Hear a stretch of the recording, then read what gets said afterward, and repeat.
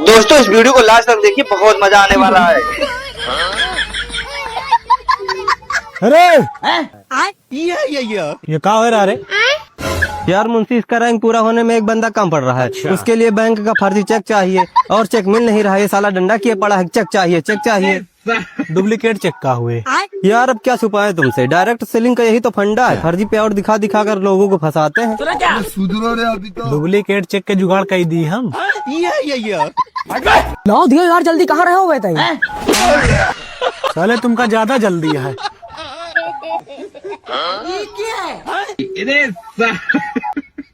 ले पकड़ और सुन एक बात, लेकिन तही का समझे कोनो फायदा नहीं।